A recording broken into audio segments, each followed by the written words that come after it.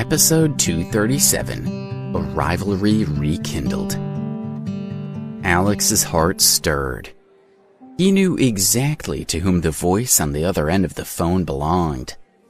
Suddenly, he was filled with memories of his cousin Nathan. Nathan was the eldest son of Alex's aunt and uncle. When they were children, Nathan had always been competitive with Alex. Whether it was homework, strength, running speed, or even height or weight, everything was always a competition with Nathan. Once, their grandfather Lincoln had wanted to see their martial arts skills. Nathan had been so excited to impress his grandfather, but Alex had bested him easily. But another memory was even stronger. When Alex was 7 years old, he had stayed with his aunt and uncle while his parents had gone overseas for an extended work trip. Soon after his parents had left, Alex had been sitting by himself on the swing in the yard. He remembered he had been feeling lonely, and then he had suddenly been pushed forward head first into the ground. The impact had hurt his head badly, but then he had stood up and seen Nathan laughing at him. He had rushed at Nathan in anger and tried to wrestle him to the ground. Meanwhile, Nathan had shouted terrible things about how Alex's family did not love him and how he was all alone in the world. At that point, Alex had been burning with rage and his strength had increased. Unable to control himself, he had struck Nathan in the head repeatedly. In the end, he had beaten Nathan badly. Alex's aunt and uncle had told his grandfather, and he had been forced to go without food or company for days. 7 years ago, when it was time for their poverty training, Alex and Nathan were sent out to experience the world at the same time. Alex had almost forgotten him. He had not seen him nor thought about him for 7 years. But now that he heard his cocky voice again, that same anger from all those years ago came flowing back. He frowned and answered coldly, "What do you want?" "I can't tell you over the phone," Nathan answered. "Meet me at the Continental Hotel. I'll be in room V001. And hurry up. I have news. Grandpa sent me." He hung up the phone. Did Grandpa send him? Alex wasn't sure what to think. If Nathan just wanted to talk, I wouldn't go. But if it's Grandpa's idea, that's different. "Mr. Alex, are you all right?" Celeste asked softly. He had completely forgotten about the girls. "I'm okay, but something's come up. I need to take care of something. You go to the Drake house. When I'm done, I'll come find you." "We'll go with you," said Celeste. The other 3 girls were already getting into a taxi. Alex looked at them and smiled. "I have to go alone. You really don't need to be there." The girls could tell that Alex didn't want them to come with him, and none of them chose to put up a fight. "All right," said Celeste. "But please come back and find us as soon as you can." Alex agreed, and the girls waved to him as they reluctantly got in the taxi and left.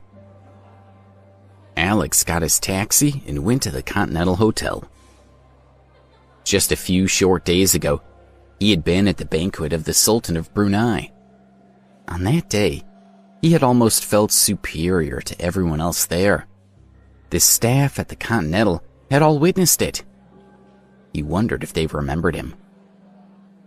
When he entered the hotel, every staff member who saw him greeted him with enormous smiles and extreme deference. The attention they paid him made Alex uncomfortable. The hotel manager showed him to room V001. It was the best dining hall in the hotel. Alex opened the door and walked inside. The dining table in the middle of the room was filled with plates of food. A young man in a black jacket was sitting by the table and eating. He had a relaxed and casual look, and his facial features reminded Alex of himself. It was Nathan. Behind him stood a man who looked to be over 60 years old. Alex recognized him. His name was Keith Manson, and he was a skilled bodyguard who worked for the Ambrose family. Nathan saw Alex enter the room and grinned at him. "Hey, Alex! So good to see you again after all these years."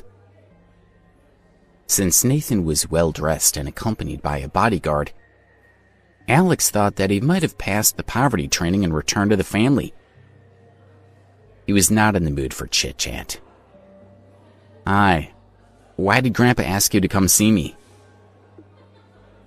Nathan put his fork down, leaned back in his chair, and smiled. "What's the rush? We haven't seen each other for 7 years. We should talk about the poverty training. Who had it worse, do you think? I was dumped in an orphanage. From junior high school to university, not a single girl wanted anything to do with me. Too handsome, I guess." "I'm not interested," Alex said and stared impatiently at Nathan. "I just want to know why you're here." While Nathan had been talking, Alex's childhood impression of him had come back with increased clarity. He had always been a scoundrel who would do anything to get what he wanted. "Fine, so I guess you don't want to talk. Whatever. My parents don't even remember you, and I don't much care. I'm only here because Grandpa asked me to come. It's about your place in the family." Alex could barely hide his anticipation of what his grandfather's news might be. "Am I back in?" Before Nathan could answer, the door opened again, and 2 men came into the room. When Alex turned around, he saw that they were Ken Stokes and Sam Woodsworth. "Ken! Sam! It's you!" he blurted out. "Hello, Alex," Ken responded. They were both happy to see him. However, Nathan did not seem pleased at all. He rose from his chair, strode with determined steps across the room over to Ken and Sam, and gave them each a hard slap across the face.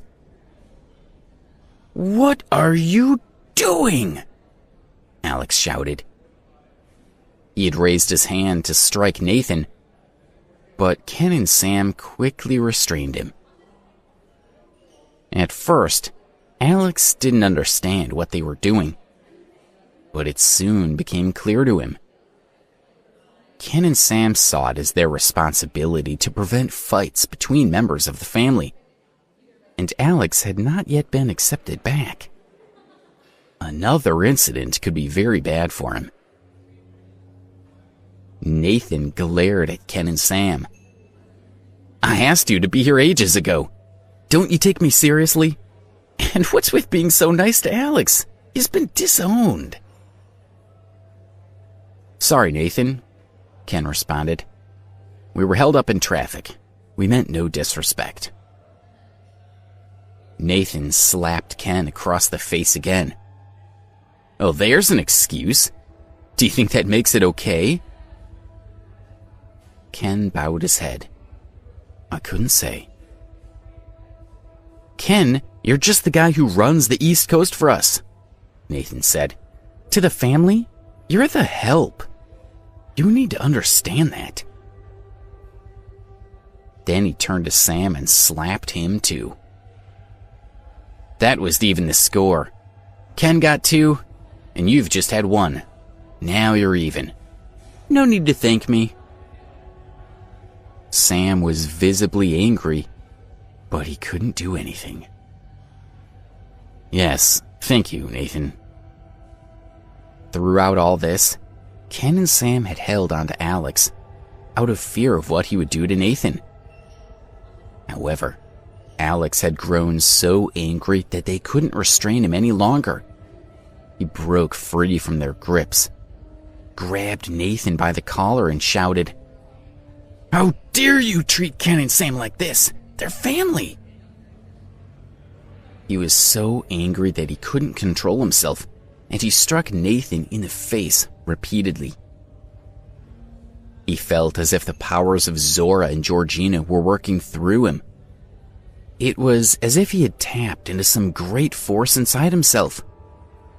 He had taken hold of him, and he struck Nathan almost a dozen times before he snapped out of it and let him go. Nathan wobbled and fell to the ground. Keith ran over and helped him up. His face was swollen and red. He closed his eyes and shook his head to compose himself. Then he pointed threateningly at Alex. "So, you beat your own family for the sake of the underlings. You're such a good little boy, Alex." "Shut up," Alex responded. "When I was in New York, Ken and Sam took good care of me. Sam even risked his life for me. They're more my family than you are." Ken and Sam were visibly moved. "That's rich coming from you," Nathan sneered. Alex was infuriated. "Stop giving me that stupid smile, or I'll beat it right off your face." Nathan was not afraid. He stared Alex right in the eyes and said, "Am I wrong? You abandoned your girlfriend, and now you come here to play the hero. It makes me sick."